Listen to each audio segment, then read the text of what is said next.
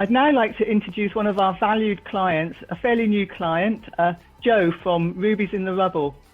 Jo, please, could you give us a brief introduction to Rubies in the Rubble? Of course. Hi, everyone. My name's Jo, and I'm the head of NPD at Rubies in the Rubble. As Suzanne mentioned earlier, Rubies in the Rubble is a sustainable food company. We make condiments, so that's chutneys, ketchups and mayos with surplus ingredients that would otherwise be wasted. So that's mainly fruits and vegetables that are the wrong shape or size for supermarkets. We partner with farms to source these ingredients directly, and we sell our products to restaurants and pubs, as well as many supermarkets and independents around the UK. Okay, and what were the main R&D projects that you have claimed for your first 3 years? The main R&D projects that we claimed against in our last claim were the development of our vegan mayo, which is made with aquafaba, and the development of a low sugar ketchup, where we used pear to replace the sugar. And I thought I'd speak of the aquafaba mayo specifically. This was a brand new to market idea. Aquafaba wasn't being used as an ingredient at any manufacturers that we worked with at the time, and it also wasn't an ingredient that you could source. We identified it as a byproduct of the hummus industry in the UK, so a surplus ingredient. We carried out research at various different hummus manufacturers across the UK to understand how they work and what was happening to the aquafaba at their site. Most commonly, it was just being drained away. We then carried out tests and various manufacturing trials, creating mayos from aquafaba from different sites, trialing recipes. Our goal was to replace the eggs in mayo with aquafaba, but without adding any other gums or emulsifiers that were common in other vegan mayos currently available.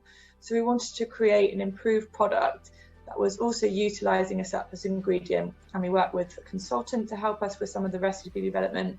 And this was all kind of what made the kind of basis of our claim, was that work and research. And roughly how much were your R&D costs on those projects? I think overall our claim for that first year was around £44,000, which was a lot more than we expected, which was amazing. So that's the amount you got back, yeah. Rather than the amount you spent. Yes. The amount you spent was probably around 3 times that, something like that. Yes, that's right. Okay, and how long did it take to compile your R&D claim with us?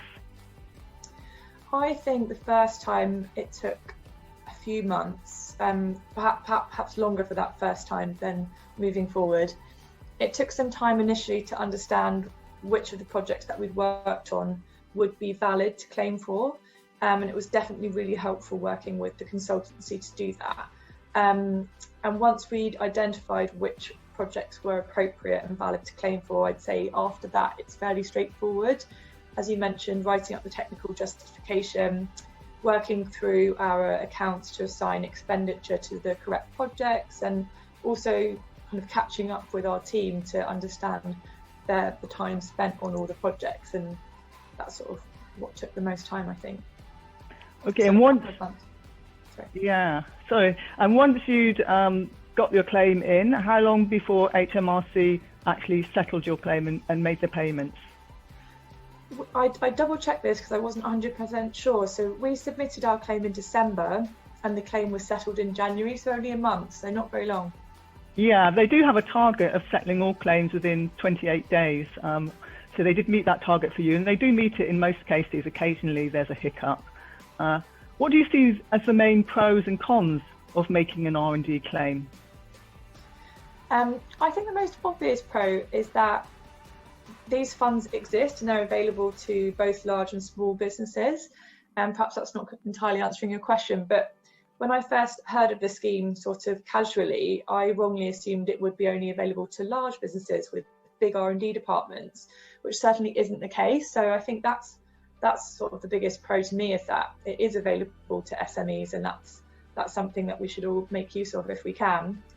I think another pro is that there are experts out there to guide us through the process, which makes it really easy and streamlined and makes the support much more accessible, which is amazing. So I suppose another barrier to entry might be that it would be assumed that it's a very complicated process, which I don't think that it was.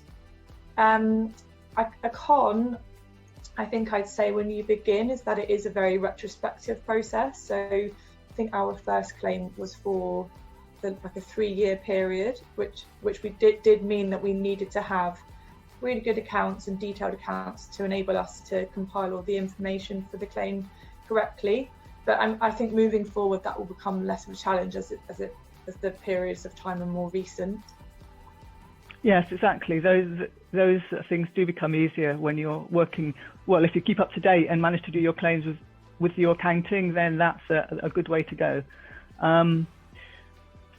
The key question, I guess, given that HMRC wants people to invest in R&D and this scheme is there to incentivise that, do you think that the R&D scheme will influence your future decisions on investment in R&D? We're really new to this incentive, as you said, so I think at the moment it's hard to say, but I'd like to think that they would, that moving forward it will enable us to invest more in projects and be more ambitious with our innovation.